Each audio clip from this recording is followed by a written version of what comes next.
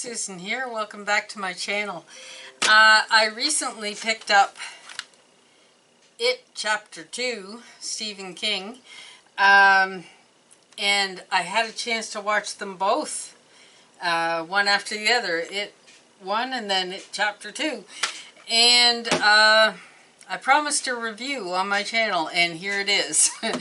Without spoilers, okay? So if you haven't seen It Chapter 2 yet, don't worry, I won't give anything away. Now, these are based on the book by Stephen King, okay? Stephen King, It. Here she is. This behemoth is 1,138 pages of story.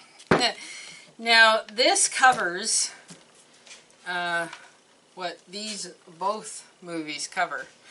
The first one, It, introduces us to the 7 members of the Losers Club that form in Derry, Maine when they're kids. And they have to battle It, okay, which is a, it's like a monster. It's primordial. It's been there for centuries. It's, you know, it's something out of this world, like, really. They have to battle It, also known as Pennywise the Dancing Clown. Now, they did this as kids, like young teens kind of thing, and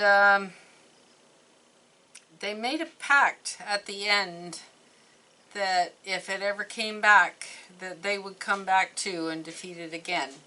And that is the premise for It Chapter 2, is them regathering as adults to once again tackle Pennywise the Dancing Clown.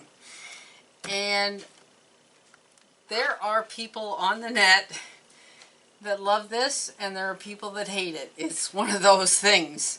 Which group do I fall in? I kind of love it. It Chapter 2 was pretty impressive. I liked the way they bounced back and forth from childhood to adult to show us who they were and who they became and how they dealt with things in the same sort of way. I really enjoyed both movies, and I would suggest you watch It, the first one, first, and then It Chapter 2, because as everything in Stephen King's universe, they tie together. And to really understand It Chapter 2, you really need to have the basis of It first, so that you know what they're dealing with and why this one in It Chapter 2 is so impressive that they go against it again. Because without the understanding of the first one, you don't understand the horrors they've already dealt with. And it's hard to keep track of why they're doing what they're doing and how they're feeling. And you really get to know the characters in It, the original. You get to know them as kids, and you get to care about them and kind of see their personality.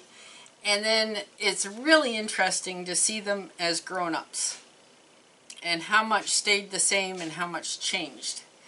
And I highly recommend both of these movies. I have read It. I have read this book quite a few times. It remains in my library, and I reread it maybe once a year, every year and a half. I like rereading books when they've faded enough in my memory that I can enjoy them again. If I open a book and I read it and I can almost forecast what the next page is going to say, then it's too early and I reshelve it. So this, like I said, this is a big book, and it took both of these movies to span the kind of thing in here. Now, the big age-old question, is the book better or the movies? I say the book is always better because it involves your own imagination. Sometimes words can invoke scarier situations, scarier scenes than a director could ever show you. But it also depends on what your preference is. Are you a reader, or do you prefer to watch a story unfold on a movie, a video? That is going to determine what you think is better, along with what the subject of the movie is. Now, as I said, I prefer book over movie pretty much always. I don't recall a movie that I've seen that proved that wrong for me. But I am primarily a reader. I do enjoy movies, and I will give movies a shot. I don't automatically say, oh, the book's better, I'm not watching the movie. I'm not one of those people. I will give a movie a shot and see. And I also understand that movies are not exactly like the book. They are based on the book, you know. So every little detail in here is not going to be on the movie. But if you can understand that, then you're good to go, and you can fairly compare the two and see whether you enjoy the book or the movie. So, Stephen King is my favorite author, as all of you pretty much know now. So what kind of rating would I give these movies? I enjoyed it, the first one. I have seen it before, but I rewatched it first and then watched it Chapter 2. It, the first one, I would give it 4 out of 5. Okay. It, Chapter 2, I would give this one 4.5. It gets the extra half star because it surprised me in some ways. The actor who played Pennywise in the movie, Bill Skarsgård, he personified Pennywise so well. And it was so inventive of what happened during this movie that it gets that extra half star out of me. But either way, I highly recommend all of them, okay? The first movie, It Chapter 2, and the book. I promote all three of them. Like, if you're into Stephen King, number 1. If you're into horror, number 2. And if you're into a very intricate story, then I would say, yeah, give them a shot. And if you like the movie and you're not generally a reader, pick this up and see for yourself which you prefer.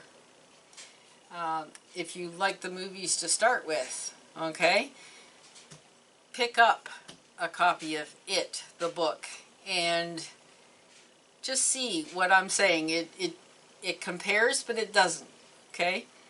The book is right from Stephen King. these are based on the book. These are not made by Stephen King.